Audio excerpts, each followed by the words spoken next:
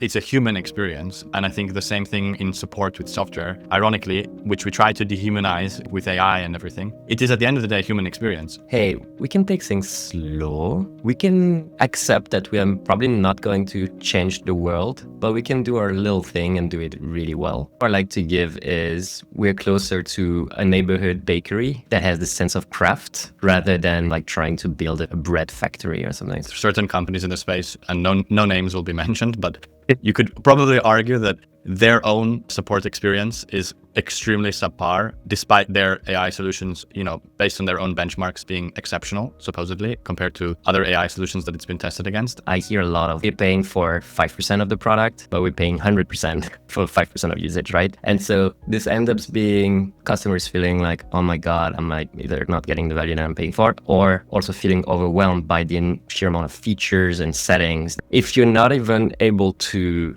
deliver on what you promised, what's the point to just keep adding to that stack? Most founders dread customer support. It feels messy, reactive, and expensive. But what if your support setup was actually simple, calm, and even a driver of growth? Today, we're diving into how to make that happen with Antoine Minoux, the founder of Fernand, a support platform built for SaaS companies. With multiple bootstrapped exits, including the sale of ImprovMX last year to focus on this mission, and Voila Norbert before that, Antoine has a battle-tested playbook for what he calls calm support. We'll unpack why SaaS support gets overcomplicated, how to design systems that scale without chaos, and where AI actually fits in without introducing unnecessary complexity. Antoine, welcome to the show. Alex, thanks for having me. Very good. I hope I'm pronouncing the name of the company correctly. I did hear in a couple of other interviews, you mentioned it was, obviously it comes from a French name originally. That's right. So it's Fernand, but I won't mind if you say Fernand or something like this. So people get their own interpretation. I think it's actually a fun story behind. The name comes from my grandfather, which was called Fernand. And he was a postman. And so we wanted to honor his memory also for the fact that I'm working with my brother-in-law, so he married my sister, so there's this family aspect. And yeah, we thought the postman was a nice little metaphor to a customer support help desk software, like delivering messages to your customers. So that's why we chose this. I love it. I do have a question about what it's like working with family for later in the interview, because I'm curious about that as well. In typical tour operators fashion, let's dive straight in, starting with your core philosophy of calm support. Could you set a bit more context for us and explain what calm support means in practice to you?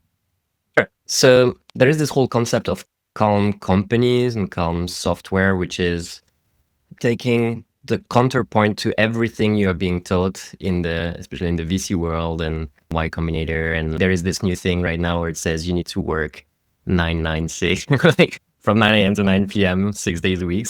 This would be going against everything we're trying to do with Fernand and with my company in general, with my life in general, which is, hey, we can take things slow. We can accept that we are probably not going to change the world, but we can do our little thing and do it really well. What I like to give is we're closer to a neighborhood bakery that has the sense of craft rather than like trying to build a bread factory or something. So we're French and this speaks to us really well. And so taking this metaphor closer to the customer support thing, which is what we do at Fernand, I think for many years, the industry has been set in a way where the people that are managing or that are buying the software are not the people that are actually doing the work. And so what tends to happen is that those manager, head of operation or whatever, they will spend their time in reporting decks and like trying to optimize every aspect of the time to response average and satisfaction scores and stuff, which ends up completely, I think, in my opinion, breaking the picture. So they're not getting the full picture of what actually delivering good service means or is. And it's also stressing out agents so that, oh my God, I need to improve my time to response score. So I'll just respond anything. And the philosophy of our product is to break away from this and to allow agents to do their best work, to feel supported by opinionated product design that just helps them stay in flow, stay focused, and reach inbox zero at the end of every session. So yeah, this is what we're trying to do. I think we're the only one doing this in the customer support space at this stage, but you can know similar products, maybe like Superhuman for email. There have been other software in the industry that have tried to take this aspect. But yeah, again, I think this is fairly novel, something we're trying to push a little bit more because this is what we've experienced. Like we've experienced the pain ourselves as founders, and that's what we want to bring to market. Awesome. I think it's very much in sort of, I mean, the whole calm philosophy. And one of my favorite books is It Doesn't Have to Be Crazy at Work from Jason Fried and David from 37 Signals. So do you think a lot of the product thinking, and I think you've also cited that in certain places, comes from building your product, Fernand, for the company that you want to run? So you want a support tool that works the way you want it to. And it's built on the premise that if you build it and you like it yourself and it works for Fernand, or in your case also would have worked in the past companies, that therefore there are other companies like yours that don't need what, enterprise grade software has, where, as you put it, you'll have like 6-column layouts with panels and widgets that are all fighting and competing for your attention all at once. And I guess the short version of this question is, how do you balance that vision and staying on that vision with ultimately wanting to capture more and more market share and grow as well? Yeah, that's something that definitely came to us because I was so optimistic about this product. I'm like, oh my God, we're going to wreck the market. It's so good. I think it's reasonably priced as well. And when we launched, it was like quiet compared to other products that we launched that had this initial traction and almost like an instant product market fit. This was different. And it felt a little bit like, was this problem only applying to us or just to a very subset of that niche? And I think part of it was, yes, so this is a little bit of what I told you about, like the people buying the software, making the purchase decision of migrating to something. I'm not the one that are necessarily experiencing the pain. So we needed to refine our ICP towards more like smaller team, solo founders, this kind of people that actually do customer support and care about getting great tools. But in general, I would say this is a more like a bigger problem in terms of the industry size. So it's a very competitive market. And so it's more like driven by sales and stuff like this. We are a bootstrap company and we don't really have any marketing strategy or sales strategy. So we were just hoping build it and they'll come, which people make fun of. But in my experience, it works still. Do something great and it will eventually work. What we realized over the time is that for a very competitive market, this is not true. You have the barrier to entry to first have people know that you actually exist, which is a big one. And the second one is that if they even know that you exist, how do you communicate your value proposition in a way that it makes it so appealing that they will do, I don't know, like months of change management to adopt your solution? So yes, this was coming in, but the idea in the beginning was, yes, like we're annoyed with the solutions we've tried and we want to have something better, cut the bullshit, like just do what we would love to have. And we said, okay, let's just build it and we'll see. So that's how we came to this. Nice. Yeah, I think the build it and they will come is a very like funny concept, but I think your take to it is not the typical, like we saw this market opportunity and we're going to build it and we're going to have some marginal improvement or build, 1 or 2 extra features. I think you do have, at least in my view and from my perspective, you've approached it with a unique take on the problem. And also that has reflected itself in the product. So the philosophy of support being a calm function in the company, and in general, also the wider company being a calm company as opposed to a metrics-driven company or a company that doesn't operate in that way. And not to say that calm companies shouldn't look at metrics. I think has manifested itself in product and design decisions more heavily than most other founders ever have the luxury of paying attention to. So if you could talk perhaps a little bit more about that, because I know you've spent a lot of time reflecting on details like the choice of colors, the positioning of elements in the UI, and how much information you're showing at any given time, which I think is not like in a typical support software. It's probably, if someone is trying to compete from a business point of view, they'll just be like, okay, this is what the competitors do. This is the data that they show. Let's show that data and call it a day. Yeah, and I think what makes us more appealing, or at least appealing to the people that use us and recognize the value of what we've tried to do, is the things that we didn't do. So there are a lot of competitors in that market, as I said, and there's always this race to feature bloat. So how many integrations do you have? How many reporting metrics you offer? Like now, especially with AI, like how much AI can you pack in every corner of the product? Some of it is great, and some of it we do as well. But I think from the demos that I'm doing with our customers, I hear a lot of we're paying for 5% of the product, but we're paying 100% for 5% of usage, right? And so this ends up being customers feeling like, oh my God, I'm like either not getting the value that I'm paying for, or also feeling overwhelmed by the sheer amount of features and settings that you have in the thing, and feeling overwhelmed that maybe they might not be using the software in the right way, or like harnessing the power of it fully. Or even like as software company goes, things tend to break more as your product surface increases. And yeah, you have companies that release something daily, but where the actual experience for the customer that is on the platform day in, day out, which is what we are optimizing for, is not that great. So you have a new bug to chase every other day.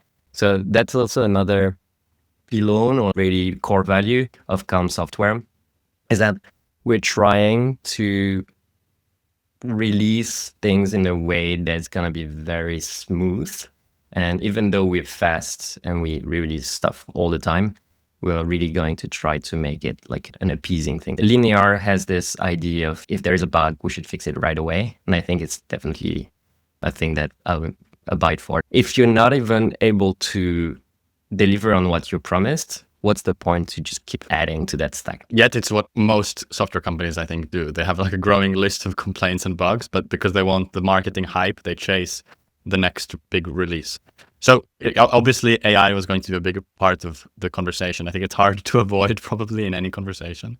I think I have probably a similar take to you. I think it's, especially in support, it has made waves. So early at the advent of AI, I think a couple of years ago, it's crazy how things have passed. Klarna announced like massive layoffs of support staff, and there was similar companies that followed suit, and then some decisions were eventually reversed. And I know you have an opinion, so it's a multi-layered question. You have an opinion of overstaffing on support because it's a particularly important function, and you want to be able to spend time ultimately talking to the people that pay you. When it comes to AI, from your experience, how do you decide, in what way does that manifest itself? So I think right now you have smart replies, which is drafting, but it's still largely human initiated and led. And you have obviously the context and the library that goes along with that, so you can feed into the model. Do you think that the more automated tools don't really serve much of a place, or what is your view on that? So we also released about 3 months ago the ability to have an AI agent that takes over the first level support in your chat. We also let you draft pre-made responses so that you can just review something, touch up a sentence or two and do it. You have write an answer with smart replies based on a system prompt, and also for your knowledge base, help you write knowledge base articles. So you see the common thing with all those 4 main features is that you're always in control as a human. So there's this idea of human in the loop, right? There's nowhere where the AI is really fully taking over. The closest to this would be the AI agent in the chat. But we've made it so clear that you can always escape this by talking to a human. We have this huge button on the chat that says talk to a human. If you chat and you write this and express interest to like being transferred to a human rep, you would be getting this kind of behavior as well. And I think this was really important for us because AI at the moment for customer support looks great for, I'd say, e-commerce, anything in retail, anything that's very transactional. I don't know, airlines, flights, or whatever, train, any kind of ticketing, anything that is easy with scheduling, for example, booking calls, etc. Our niche is software, is SaaS in particular. In SaaS, you'd get message around pre-sales question, which AI would be terrible at handling because they just don't have the capacity to like make any kind of decisions around. Maybe they'd ask a little discount, or they'd want more clarity on certain feature. Usually the answer would be pretty generic, even though you've trained it on a lot of knowledge. And usually when people reach out, it's because there is an edge case that is not easily explained by your product side or your marketing or your knowledge base or whatever. And the second thing is usually bugs, things that don't work, things that are a little bit hard to get from your product. And those things are way harder to automate. So in some SaaS, like the one we had before ImprovMX, it was much more infrastructure based, and we had a lot of recurring questions about how do I set my DNS, how do I set my MX records, what are the steps to go and change something on GoDaddy, right? Or this thing doesn't work. And with AI, we were able to automate a lot of those questions. And because the support flow is fairly big, then you'd had pretty big gain. For Fernand, we have that first level support. But I'd say right now we're only getting a 70% hit on those things. And the rest is fairly meh. So I think a lot of the people that are in my position, or like founder of a customer support thing, they would try to hype it like, oh my God, this is so cool. This is like absolutely the future. This is amazing. Yes, but I'm always thinking there is a reason people want to have a human interaction. And again, this whole business that we're in, this whole niche is sales driven.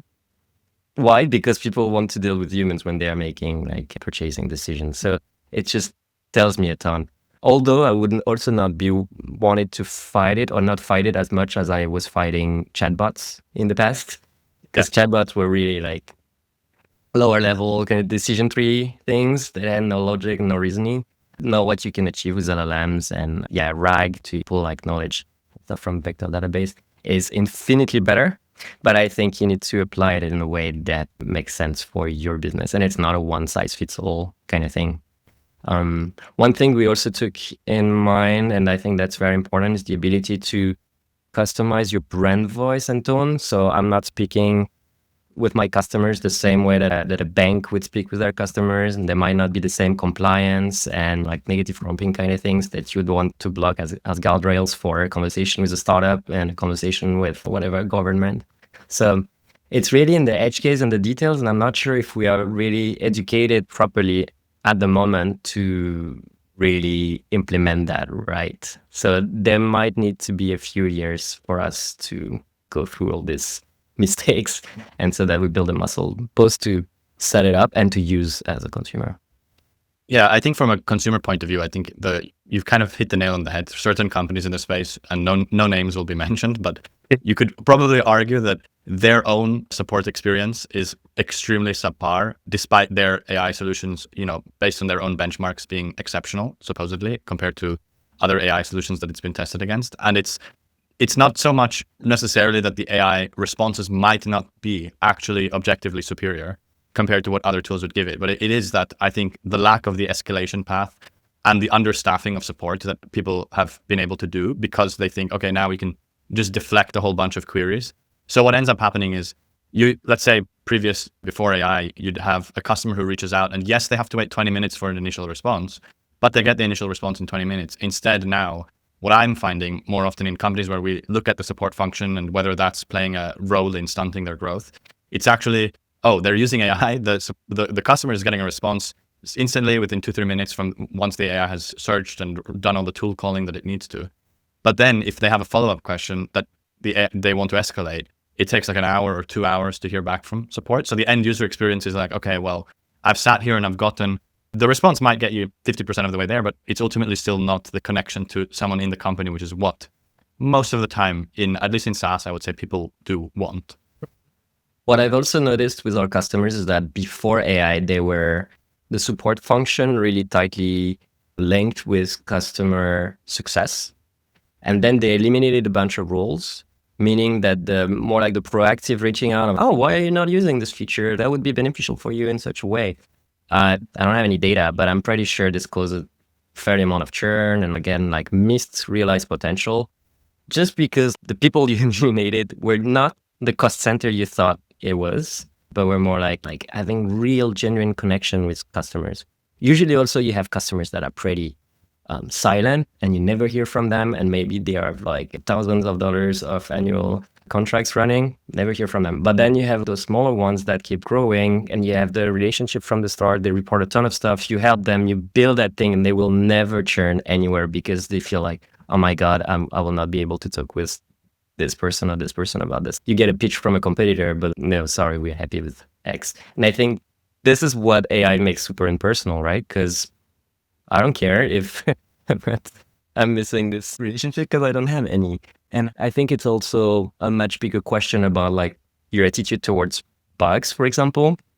So how do you react to a bug when you're a customer? You fill that into the chatbot, hey, this doesn't work. And you get a nice answer from the bot like 3 seconds later saying, oh, I'm so sorry. Yeah, I'll pass it on to the team. Okay, cool. You're a voicemail like responder, which is, I guess, like just confirmation that my email was sent. It's a similar experience than what I had before, right? And as a consumer, the difference is I'm not even sure that it's reaching anyone because you know that it's an automated thing. So it can cause like ton of different frustrating experiences that I'm not really sure we are there yet. You mentioned Klarna. They've rehired a bunch of people, mostly for this like higher enterprise client, I think, and customer success. I think we will need humans as long as software exists. Maybe software will not be software as we know it in a few years. You might prompt, I want a Calm and helpdesk for my thing with an integration to AtHeal and whatever, and we'll just like magically vibe code it and you'll be able to use that. Maybe. But then I think we're still a bit away from that vision. Yeah, I think that we're still quite far. I think like with most things, the presence of AI has just raised the bar, because previously getting a quick response from a human to acknowledge a query was something that would impress someone. And it would largely impress a consumer because they knew it was an actual human who had read the request and said, oh, I'm really sorry that you ran into that bug, explained, verified that they understood what bug they're talking about, and got back to the user. When AI does that, it has no meaning to the end consumer. Largely, it is, like you said, just basically saying, thank you for submitting a ticket. Thank you for filing a bug report. Because that the actual person processing the information and getting back to the other person, it's completely lost in translation. And I think that, like you say, support is probably in hyperscalers looked at as a cost center most of the time, or almost definitely it would be looked at a cost center as opposed to a profit center. Whereas those micro interactions where you have a good experience with support, they have a really big impact. And I think one of the only massive companies that probably does this incredibly well at their scale is Amazon, where they have somehow, and they have implemented AI for parts of it now as well, but their support experience is what actually makes people feel confidence in ordering from Amazon versus your, mom and pop shop retail brand that is local. And that's unfortunate for the local retailers. I'm not saying I necessarily don't want to support local smaller brands directly, but that's obviously the moat that they've built over the years. Which brings me to my question on related to ImprovMX more so, because you had a free tier for that product. I think you'd probably agree that the support function and the way you build it is heavily dependent on the business model. So if you have a free tier, it affects things quite a bit. How does that differ? So if now you don't run ImprovMX anymore, so you're not running a free tier product, how would that your mindset to, using AI, deflecting support queries, and also the level of support and attention you provide vary if you have a free tier versus if you don't have a free tier? Actually, having the free tier was one of the reasons why we've built Fernand, because none of the customer support tools out there, Intercom, Groove, Helpdesk, AppScout, whatever, the pricing was built around the idea that your users get you certain value, which was not the case for us. So you had 100,000 users, free. And it went making no sense to pay for them. I think you had a count. They might have changed their pricing since then, but this was the case. We made this actually moat for ImprovMX. So we wanted to offer the same or an at least agreeable, good level of support for free users to be able to create that nice ambassadorship experience to the brand. And then usually what we would do is we'd have an automated follow-up after a good support interaction, all set up within Fernand and our workflows thing, to say, hey, it seems like your thing was solved. We would really appreciate if you could leave us a review on G2 or Capterra or whatever. And this has fueled a lot of organic growth and obviously bring also paying customers. And so I think we saw it as a way to grow, which is going against the idea of cost centers. We also saw it as a way to do the right thing because we just want to be nice people and be nice to people that are using our solution and actually solve problems. And also we used it as a way to make the product better for everyone, because the bugs and the edge cases that gets submitted by the scale of people that you have under the free plan makes the product better for the ones that are paying as well. So there are different angles to this. You've mentioned it before, but we also made the decisions to completely overstaff support back in the day. So I think we had at the top of the growth thing, we had, I think, three support reps plus myself and my co-founder were also looking at customer support. So you might think five people for maybe around like 30 conversations a day, which is insane. No one would have that many people. But what it would do, or what it did to us, is that we could really get to the bottom of everything. So if out of the 30, you have 10 easy ones that are just things that you say, yeah, sure, I'll reset your password or whatever. But then you have 3 or even 2 that are long investigations where you need to involve a software engineer and you need to go really deep down into those emails of deliverability stuff and like IP reputation and whatever. Then this can easily go and take 2, 3, 4, 6 hours. Do you really want to spend 6 hours on a ticket for a free customer? And the answer for us was yes, because this problem is usually going to either come back or is bigger than it looks, or it's not isolated to that customer. Over the time, of course, we made up some guidelines to say if you have an issue with your domain registrar or your DNS or whatever, we'll push you towards getting them to support you, because we cannot offer support for Gmail, for example. But we were still very nice about it and very guiding. So yeah, I think you can turn support into a mode, like an unfair advantage almost, because no one does this well. Like Amazon is a really good example where I felt like I had a really over-the-top support interaction in the past. I think Linear was one where I felt really good as well when I asked something. We've built an integration and they were like, yeah, sure, we'll hook you up with a software engineer to answer your questions, like literally in days. Atio is one as well. It's this CRM tool that, again, I had access to actual engineers in the company to do stuff. Like, that's great. And no one really does this. But you'd be surprised how the bar is actually so low, because no one's want to really deal with this and don't understand the long-term value of providing really good support. Personally, I know every of our customer almost by name. Or at least I would know vaguely who they are when they reach out. That's something. Yeah, I think it's like a beautiful scale to run a company at, and it kind of, I think it's an unfortunate thing, but also a luxury in a different sense when the company goes past that.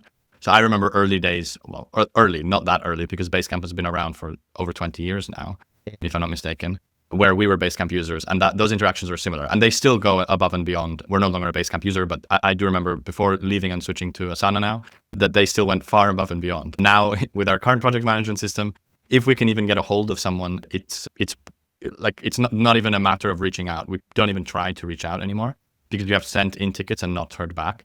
So I think that like element of, you have the luxury when your product is so strong and has such a moat that the support can actually be, quite frankly, awful, and people still don't leave. And I hope that most people watching this wouldn't strive to build such a company. But I think there's then the converse, which is that the product and the engineering team isn't at the expected level, which actually makes support far more complicated. So for example, you mentioned the 30 tickets a day. That's to somebody who's worked support, which I have as well back in the day. And I actually find that everybody who works in a software company should spend time working support. Can be quite a high number because it's the nature of the requests. So if you're a support engineer that's dealing with, or just a person in support dealing with 30 questions, but they all relate to stuff that you have no control over and require somebody on the product or in the engineering team to actually ship a change or make an improvement, it's incredibly anxiety inducing, because you have, I mean, if you care enough about your job, you end up being so attached to wanting to get the customer the outcome that they want. So if you can't do that, it's really frustrating, in my opinion. Do you think there's a point or a type of product maybe where running a free tier and offering this level of support works, and then maybe at one point it just falls apart? Or do you think that it only doesn't work if the engineering function basically can't ship stuff the way they need to? Yeah, both. I think both. So like with ImprovMX, we were really starting to question this obvious mode that we created, and oh my god, this is a ton of resources we are pulling in this, and we're not really sure what we're getting on the other end. So for us, it was like, it's a nice thing to do, but is there a reason why literally no other company does it this way? And so it was like, you keep mentioning Basecamp, and I think Jason Fried and David Mayensen does this contrarian thing a lot. So like everybody does something, they will just do the opposite, and then for sometimes like the opposite that they are leading with becomes the norm. I've seen this happen a few times because it's just a logical thing to do. Why should we get our business advice from all the VCs and stuff? And like the playbook that works for them is not the same that will work for a 2-person bootstrap company most of the times. Also, just because you cannot push that much like dollars towards the problem, which is what they do. Oh my God, we want to be the Amazon of customer support. Yeah, okay, just hire a bunch of people, create a 100-person team, have the nicest offices and whatever. And maybe you'll get to this, although I'm not sure.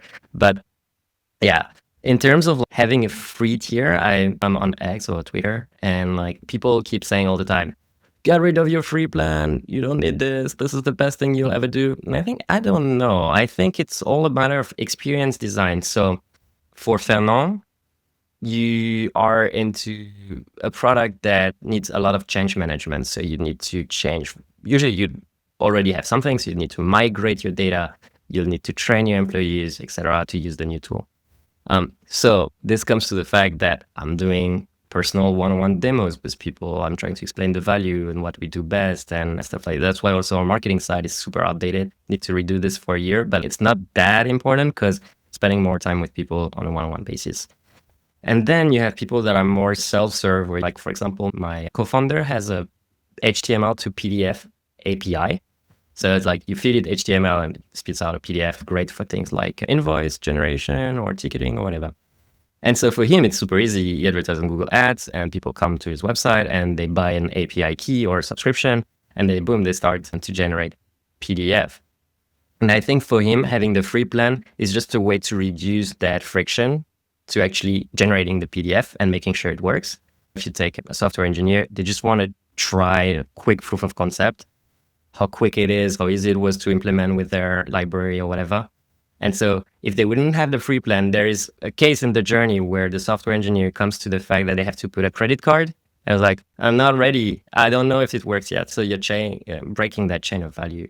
And I think for me, this is what the free plan should get you, is to really get to the wow, the aha moment, the value thing. Then you could argue, yeah, cool, let's just have a trial, right? Which is what we are doing with Fernand, have a 14-day trial. So trying to replicate this. But I think for Cyril, the costs are fairly low in terms of infrastructure to offer a plan with, I don't know how many, I think it's 100, maybe 50 conversions per month. What allows him to have like a pool of customers that are using the thing, that are maybe also ambassadors. So you ask them the same playbook, go and write me a testimonial, please. And I'll hook your account with double the credits for this month. And just to appear nice, because you might have a person that is using this for their solo like side project for their soccer club, but then they work at a big software agency or whatever, and they will use that in production for a big enterprise account. So I think it just grinds the gears and like oils the gear actually to put you in the position for later. So I'd say it depends and it can work. And in regards to support, with AI, you can do a lot more much faster, as in not automating everything. But what we do is pre-drafting answers like smart replies, prompted a few words like decline politely, and you get like this nice message. You can do much more than what you could have done 5 years ago. So I think I would still advise free tier as something that you should not dismiss as quickly just because a few gurus on a social network have said that it was terrible. Yeah, I think I completely agree with your take. Like it's such a product question. It's not just a matter of what do we want to do? What type of company do we want to run? Because Fernand is exactly like you say. It's an alternative. The people who are buying it are likely going to be setting it up based on your target. You're not trying to sell to a developer in a 2,000 person organization who's eventually going to pitch it to somebody else. So there needs to be a forever free tier. So I completely agree. I actually have a very specific example, which I think is worth bringing up because it's a product which has a free tier and the benefits of the free tier are very big. I would argue it meets probably almost all of the criteria that I have in my list of like things I would use when validating whether a company doesn't need a free tier, which is Senya.io. It's a social and testimonial platform. The founder, Ollie, who's actually also based in London, is quite active on X as well.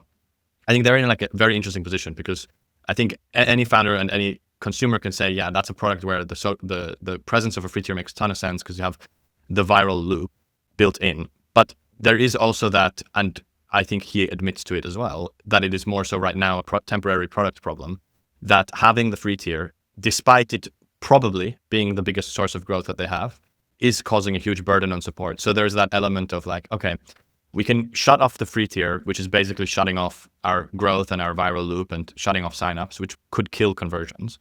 Or we keep the free tier, but then we possibly struggle to deliver expectations for the entire user base because we have too many free users that are also reporting bugs and we're just not really able to keep it up. I think not to speak for you, but I think the unfortunate reality in that situation is that there's no easy way out. Like both things are a bad choice. And the hard truth is that it just has to be like, how quickly can you solve the product stuff and get back to providing like a really good experience? But I'm curious if you have different thoughts. Yeah, so I'm actually close to this because Senya is using Fernand as a customer support platform. So I've been having quite a few conversations with Ollie and also Wilson back in the days when he was still working there. I think actually this is one thing that doesn't play in their favor. So the technical co-founder, Wilson, has left the initial like partnership. So it means Ollie, which is more like marketing master, is now the sole proprietor and like kind of solo founder trying to get his way into building a technical product because it's still a very technical product. So I think this is a very difficult thing for him and for anyone, honestly, to navigate. It might just be temporary until it finds a way to bridge that gap, but it's just really hard to operate a software company when you're not technical. So what will happen is that bugs will pile up, things and decisions that I've made by the previous engineer might not be understood by the person that you recruit next, or like even the co-founder that you might bring in later. So the people will be tempted to refactor, and a refactor is not something that usually makes you grow, or it could even, in my experience, cause more issues than provide answers. So I think they're just in this middle ground that's very specific to their situation. If we take the metaphor a little bit higher and imagine it's any kind of company, I would say that you need to look at the growth curve and how fast they're scaling. So taking back the example of Senja, they've grown massively quickly compared to the few examples that I have, meaning that there will be always growing pains, right? This is just almost a normal human thing. We've experienced the same recently with Fernand, where we started getting into database logs and stuff because the sheer amount of data that we are producing is getting so intense for the resources or the infrastructure map that we had planned, or the architecture. And so we needed to start thinking about ways to reduce that and load the data differently, etc. And I think it's okay. If we would have optimized this from the get-go, we would have never released the product. Or we might have optimized it anyway in a way that's not efficient because it was just like theoretical. So you just need to get through these phases, in my opinion, and that this will happen and it will get resolved in real time, which is also why I'm skeptical about like AI completely being able to vibe code a purpose-made tool for you and be able to use this. Obviously, you would not really have the scaling issue because it would be restrained to your own environment, but so many things that you need to keep in mind to have something run and run well and does really what you want it to do. I think we've diverted a bit from the original question, but yeah, this is a topic that keeps coming back to my head because you could be the best operator ever if the industry is changing as quickly as a customer can just replace your solution with typing 3 sentences into a chat box, then maybe we need to rethink what makes us unique and how can we help company deliver the mission that we have, which is for us like communicating with your customers in a way that is anxiety reducing, or at least more focus, and so that help you deliver more value to your customers by being more in sync. And maybe there are other reasons or other ways to achieve that than providing the software that we have right now. Yeah, I always think, I mean, as someone who works with software companies as well, that's our entire business model is largely dependent on the software industry. I spend a lot of time thinking about, okay, what if AI, and my brother who's a software engineer as well, or head of engineering at a startup in London also is, okay, well, where is this all going? And I think, I don't necessarily think this is like a, one-liner that answers the entire question.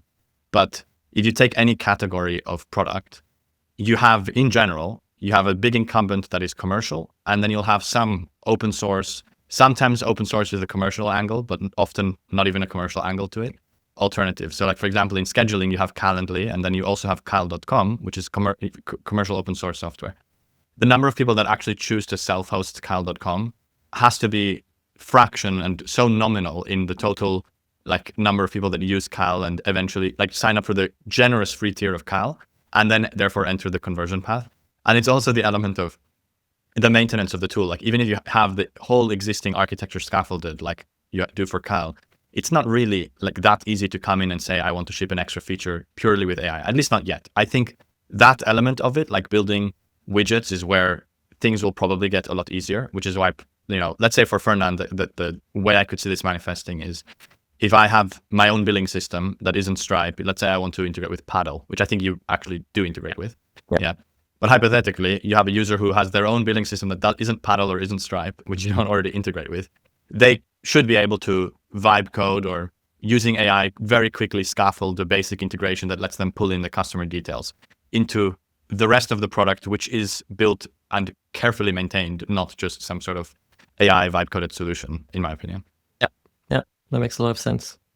I think this is the future or a political future that we are going into, but I'm still wondering about this whole infrastructure, compliance, security, maybe even a little bit about legal. Like we've sold a company to a US company and there was a lot of GDPR and data privacy, US privacy shield kind of thing going and like literally selling our data to a US entity. So I've seen, I think I have a bit of a trauma after this. And I think AI would just not do a really good job at this in the time being. Although you could say, this is just a skill issue. It's just like better prompt engineering. You could do it better. Maybe. But again, I think we just don't know how to use the tools really well. And it's not even our fault. There's a new tool coming out every month, every week, even every day. So, or even the tools that I'm using, the model is changing. So how are you supposed to be like great at something and mastering something when I think the common perception, I think 10 years to master something or master a new skill? We are very much in the infancy of this. And so that's why I'm looking with a curious mind. And the same with support, right? Like we are trying not to jump onto something too quickly, but if we see something that is really helping and helpful, then I will look a little bit closer. So right now I'm writing an entire integration guide with OpenAI Agent Kit so that our customers could build a purposefully built agent for them that can just ask qualifying questions, check it under their database, then come back with something to like build bigger, more complex agents. And it's something that is not at the core of our mission. So if they can offer it for us, then so be it.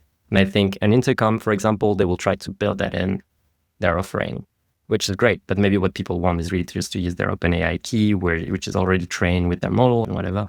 So I think there will be different paths and we might see where this goes.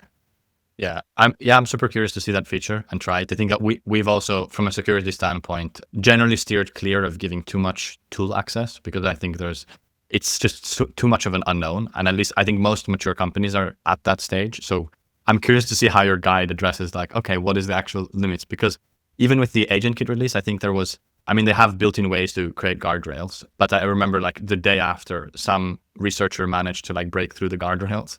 So I definitely think we're at like a stage where almost every day, like the reality of what's possible, people are just finding out because the tools haven't been around long enough for us to actually explore. Not only that, the tools also happen to be non-deterministic so that you can't just try like a finite number of things with them, which certainly doesn't help.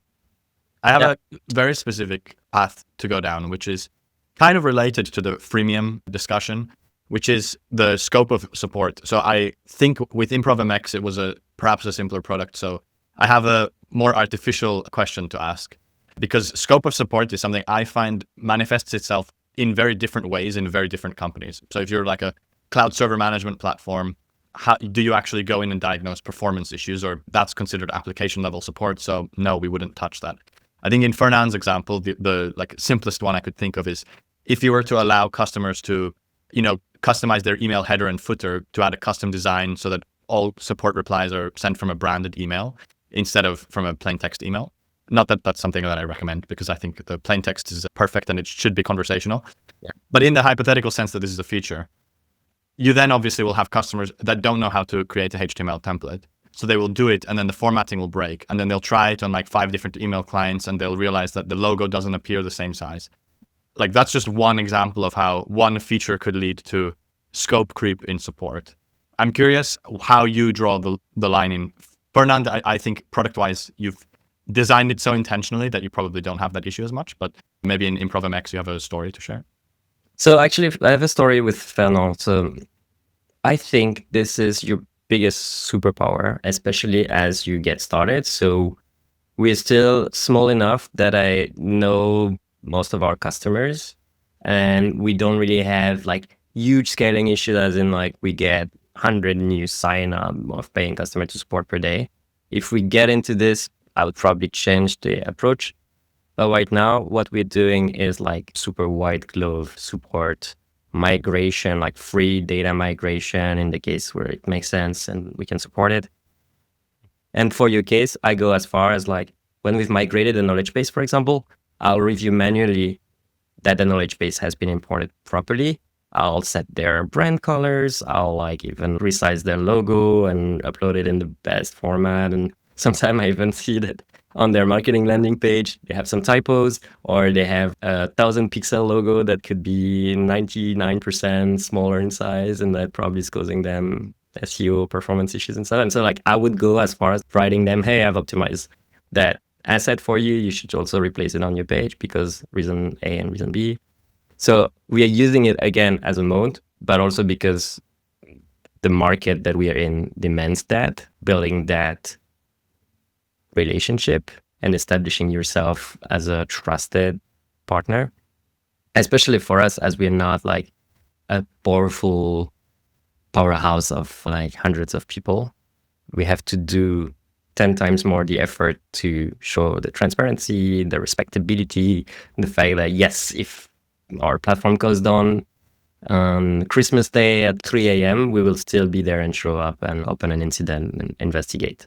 And I think this is what your customers want to know. Do you have my back, or are you just a fun little toy that can break easily? I think that's what I felt as a bootstrap company in a sea of VC funded or bigger options.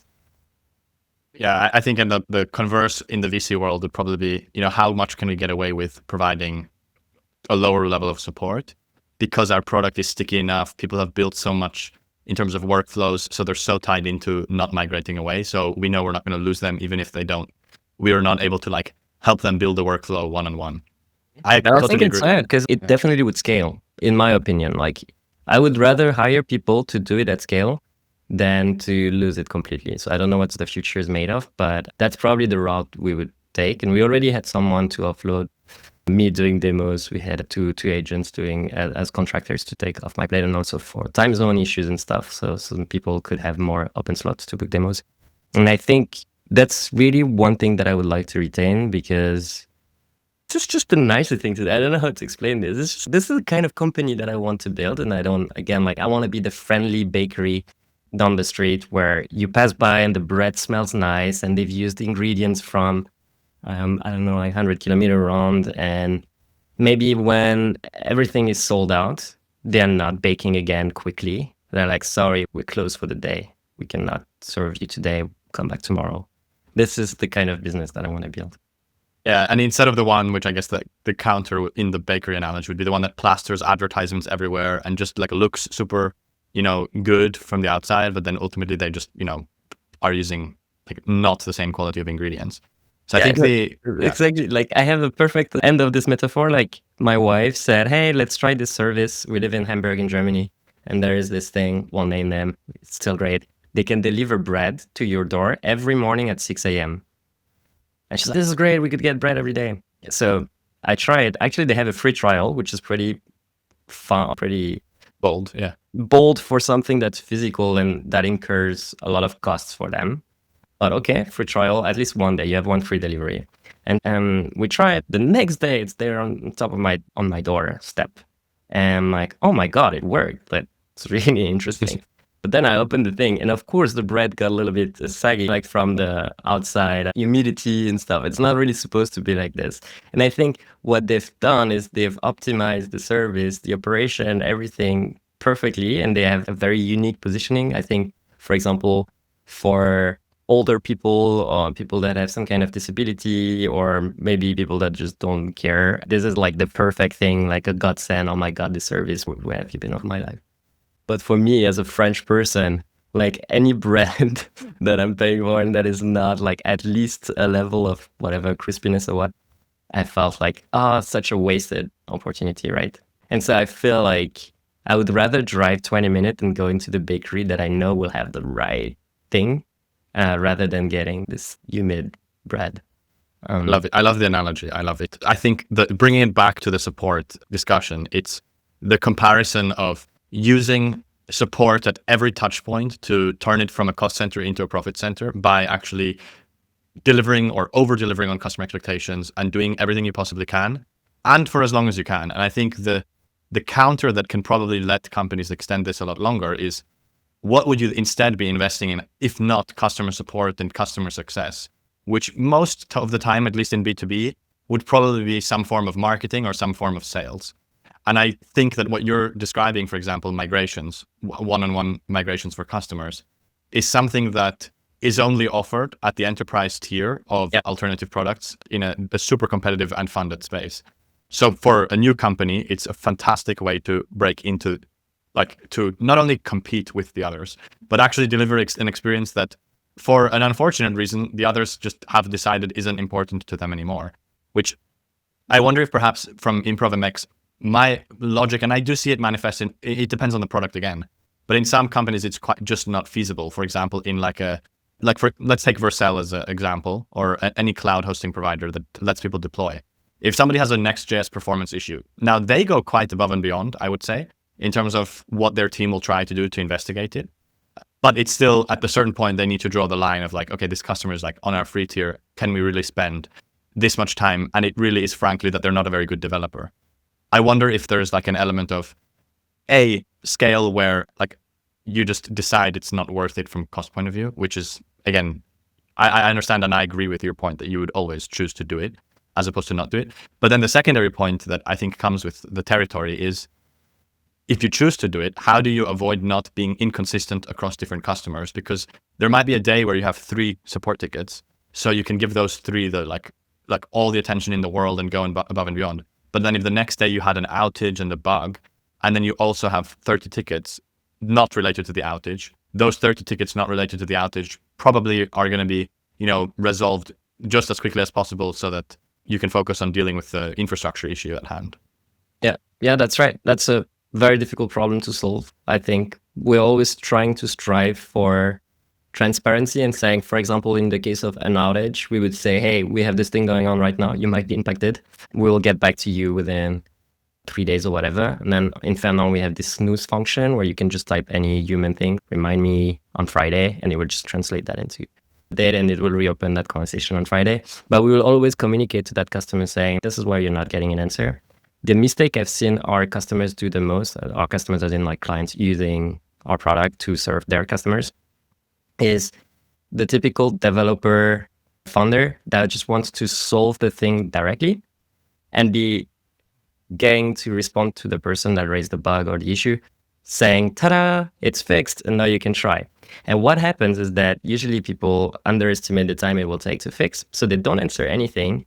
And then they look into the bug, but maybe they get distracted, and it takes a day and then another, and then it piles up, and the customers still haven't had any answer because the developer thought it would take me 2 hours, and then I come as a savior. And so I always try to tell our customers, like, reply as soon as possible, trying to acknowledge the problem.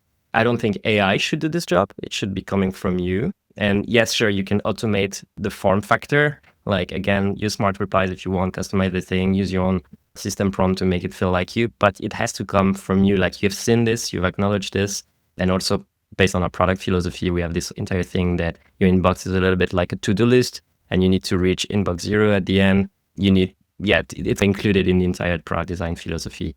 But yeah, that's one thing I would do to solve that kind of quality gap is just trying to be super honest and communicate the thing. And most of the times people would be like, I get it. So, hey, I'm sorry, we're really underwater right now. I just cannot help you diagnose this as much as we would have wanted to. Here is an article on Next.js performance, like troubleshooting. I hope it's okay. And most of the time it will be like, yeah, cool. They treated me as a human, as an adult. I get it. I'm trying to accommodate them. You probably also created a bit of a nice loop of creating this relationship again, like the thing I was trying to say earlier. I think this is just like all about that concept, I think, of transparency and setting expectations properly, that I would try to do. But again, I would always try to say, go crazy, try to replicate the VIP experience as much as possible, as long as you can afford it. Again, like if you're hammered by a flow of conversation, maybe probably similar to what Sandra has been saying, then you need to take other actions. But I love... Yeah, go ahead. Yeah, sorry. I was going to say, I think that's a perfect answer. I couldn't have put it better. But basically goes back to the bakery analogy, which is the friendly neighborhood bakery. The bread is not necessarily exactly the same every time because it has imperfections. It's not mass produced. And maybe they run out of stock on the one that you always get, so you have to buy a different one, for example. But it's a human experience. And I think the same thing in support with software, ironically, which we try to dehumanize with AI and everything. It is at the end of the day, a human experience. So the reality for Ollie at Senya, it might be like as we said, it's probably a more extreme scenario, but is as long as the customer has the confidence that you are doing what you can and you care about their issue, you're actually not just writing off the issue because you see them as less important because they're not, a customer with 100, 200 seats because they have only 2 team members or 1 team member in your product, if it's seat-based, then I think you generally can still, with less, again, not to suggest that therefore put less effort, but if you're in a situation where you can't afford for a temporary period of time to put the same amount of effort, I think it lets you still create that experience. And basically you're not abandoning the expectation that the company themselves should have to provide this VIP experience for everybody. You're doing so temporarily so that you can at least provide a baseline experience. And then as soon as you can, you get back to providing the VIP experience. I love that. I think that's, in my opinion, how most should approach it, and how if companies were to do it intentionally, they actually could. I think at VC and hyperscalers, it unfortunately probably gets into the territory of, looking at ROI and seeing like, oh, this is the revenue that we're getting from this specific account. So the support person isn't allowed to spend more time on a specific ticket, which is, I think that's when we get into the territory of a business that both you and I find less enjoyable to run. That's right. So next question, which I think ties into a business that's enjoyable to run, is I think it's pretty uncommon. I don't actually know many people in the SaaS space that basically have what you could call a family business. I think it meets the criteria, which is that you work with your brother-in-law. So I'm curious to hear a bit more about how that is, how it came to be as well. Yeah. Yeah, that's right. So it was the other way around. So we started working together. He ended up marrying my sister. It became a family business per definition, but we have started really early. So I was maybe, I think 13 or 14, and he's, I think 4 years older than me. So it was probably 17, 18. And I was really wanting to go into not software at the time, like building website it was cool. I don't even know which year this is in, but it's a long time ago, in the times of Dreamweaver and HTML3 or whatever, I don't know. And so he was fairly technical. He was really into cybersecurity as well. And I think we bonded a little bit over this, and he showed me how to build my first website with Dreamweaver. It was this UI kind of framer-like thing where you didn't have to write code, but it was also producing layouts with HTML tables and stuff. Like a long time ago, you didn't even have rounded corners. You needed PNG stripes. Anyway, I'm a dinosaur. But we ended up seeing that, oh my God, maybe we could build something together. And I was going more and more into product design, and it was very clear that he would be more like a backend developer. Yeah, it was the perfect symbiosis, right? Because at the end of the day, what kind of skills do you need? We were talking about Sandra, right? It's really hard when you don't have a technical co-founder. It's also really hard if you don't have a good marketing person, because you won't get anywhere. But I think marketing is a little bit more softer. So we have terrible marketers, but doing a bit or sometimes even not doing any is a form of marketing. But when you don't have a product designer or a front-end engineer or a back-end engineer, then you just can't build anything. Arguably, maybe now with vibe coding, you could get somewhere with like Lovable and whatever, but still in its infancy. So we thought, okay, let's start building something. We've had a lot of failures. We wanted to build like a PHP MyAdmin, like a SQL interface replacement, open source. No market for this. Probably was also way too hard for us at the time to just have the pretension to replace that. And then we wanted to build kind of a CRM. It was really good. We went pretty far, but we never released it. Mistake number one, because we just got discouraged by the size of the industry and stuff. And I think in insight, what we had back then was maybe a bit similar to what HubSpot did. So if we would have followed through, maybe we were the next HubSpot. But what worked for us was a tool called Voilà Norbert, which is a way to identify emails of people. So it was really used by recruiters, by marketers, especially as cold emailing started to be a more adopted or a more famous method to grow your B2B SaaS. And yeah, this was really our first success. We ended up selling that through FE International to a company called Ram Ventures, Bob Senoff and Sujan Patel, which I think was for them a nice addition to another product they had called Mailshake. And with the money we got from the exit, we ended up building our own broker thing called TransferSlot. So you could buy and sell smaller side projects. I think it's very similar to a company called acquire.com right now. We realized running TransferSlot that we ended up being brokers, being in calls all day. And this was not really fun for us because what is our mode is building challenging technical products. And so we ended up selling TransferSlot to the broker, FE International. I think they killed it a few months later. But again, a nice little exit, used the money for something else, bought ImprovMX, grew it to many hundreds of thousands in ARR and end up selling it for money that we are just injecting also into Fernand. So for Loop, as you see, we have already 3 exits under the belt. I think this is because we are really mostly creators. We like to create and build, which is funny because the name of this thing is True Operators, right? But I don't really consider myself a really good operator per se. Like with ImprovMX, we had to hire and we had to create SOPs and stuff like this, which is like fun for a moment. Short question. Yeah. Really love working with my brother-in-law. I think it's also setting the stage into a lot of transparency, and there is just no option where we'll fight. Like we cannot fight. There's just no way, right? Because this is bigger than us. And I think our personalities work really well together. So this is also a mode that we have, because I've talked with other founders and they are almost always fighting with their co-founder about something. That's never happening to us. Yeah, I think especially when you have technical and non-technical, I find that the co-founder who is technical, perhaps completely rightfully so, as we said, it's foundational to being able to run a software company, has this not superiority complex, because that suggests that I'm saying they shouldn't, but they have this view that they're the one doing like more of the work, and then the marketing person is like more soft skills. Like even naturally when talking about it, we would say the same things. And I think it is kind of the case that therefore those types of co-founders who are paired, non-technical with the technical, I think generally ends up not working unless the personality like really, really clicks.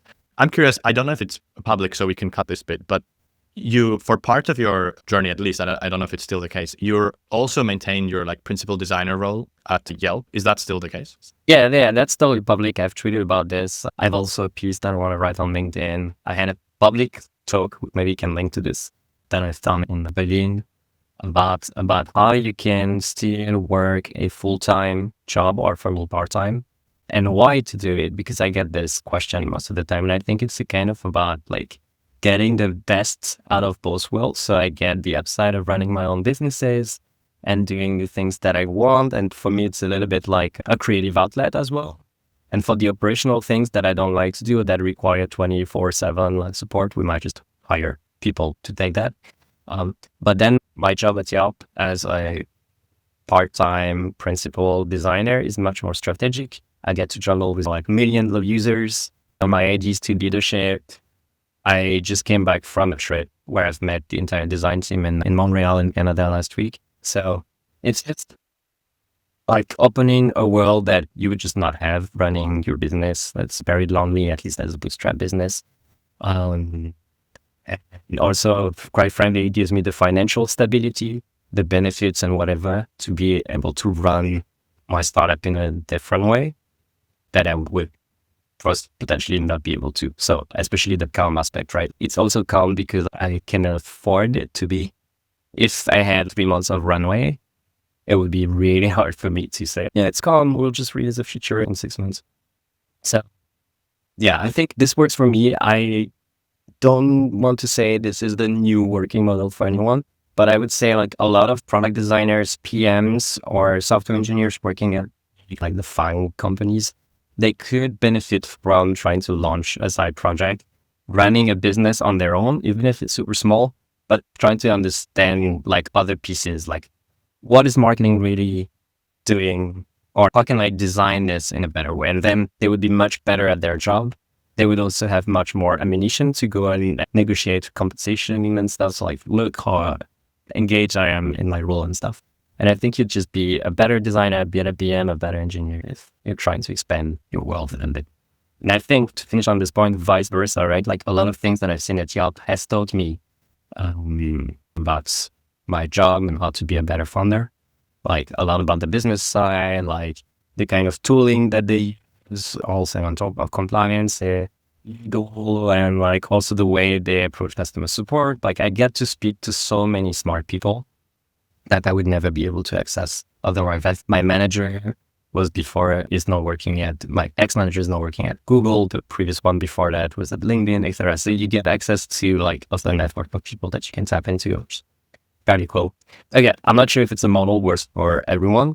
And sometimes I get distracted from customers like, hey, but you're not even working full-time on this thing. It's like a really big red flag. Then I explain and they understand again, like it's like the nice pop-up bakery down the street could be still delivering the best bread, even though the founder has like a gig somewhere and has a one-man show every Thursday and whatever. So for me, it's more a personal thing. Yeah, I also think it probably makes you build it much more intentionally because you can't be the on-call engineer 24/7. Whereas if you have a technical founder who's solo and goes all in, he definitely wouldn't have initially the money to say just hire somebody to cover the hours where he's asleep. So then it's basically never going to be 24/7 coverage initially. So I think that's, yeah, in the bootstrapped world at least, like the fact that there are companies like I was honestly taken back by the fact that a big tech company, which I believe is what Yelp would fall into. It's like a bigger late stage company, internet company, as opposed to like there are newer companies like Vercel, which I, from outside looking in, really, really does support people starting and running products, especially because they're also dogfooding Vercel and therefore getting to know the product more, how to scale like a service, as opposed to when you're already in the Vercel ecosystem using Vercel. Obviously, it's like really predefined how things are done. Whereas if you're building a product from scratch, you see like, okay, well, now I got like a bill that's way higher than what it was supposed to be. I think it's really smart that companies do that because it probably also makes you far more excited to work at, like vice versa, like the work at like Fernand makes you more excited to go in and have that change at Yelp. And then the work at Yelp, like when you come into Fernand, is like a really nice change of pace as well. Yelp just released a product called Yelp Receptionist, which allows small local businesses to set up an AI receptionist on their phone, and that will respond to them. And I work on this as a product designer, especially on the onboarding and purchasing experience. And a lot of it I was able to do faster or more, let's say, educated because I worked on that feature, not voice, but the AI agent for Fernand. And at which company would you have someone that has done something so recent? Very unlikely. You even take the people at Google, they would need to figure it out. And they have a lot of smart people, engineers, and designers, and they would figure it out. It's fine. But I still think there's a bit of an edge, right? Like that you can use. About the Vercel example, I think it's right because they are especially, I think, hiring based on this. I think they see your kind of small entrepreneurship endeavors as a green flag signal to make you an offer and try to get you to work at Vercel. I think though, I'm able to do what I'm doing because the work that I'm doing is much more strategical and is less of a always on 9 a.m. to 5 p.m. kind of job. And so sometimes I'll have weeks there where I'm working 60 hours And sometimes I have weeks where I'll spend maybe more like 30. And at the end, no one cares. My manager wants me to complete the job that I signed up for and then produce the value that I have to. And so that's why I'm recording this podcast during my lunch break right now. It's totally fine. No one cares as long as at the end of the day, I've done what I needed to do. I think if I would work at a company like Vercel, which is more still in expansion mode, like hyper growth, I would not have the luxury to be able to take so much more freedom from the way I run my calendar, right? That's my expectation, but I think I would want to be more all in. And the fact that Yelp is a publicly traded company that needs more like clear thinking, you could do in 1 hour what a junior designer in my case would do in 1 week. In terms of like just looking at the value you produce, right? The junior would do a crazy big thing and it would spend like hundreds of hours, but in 1 hour you could have done the same. And I think this is what I can bring and somehow how this manages to be working. Yeah, that makes a lot of sense. Well, thank you for coming on. It was really great conversation. Perhaps the future one, we could probably talk about the stuff that you're doing at Yelp because it does sound super interesting if you're open to coming on again at some point. Sure. Nice. Thank you.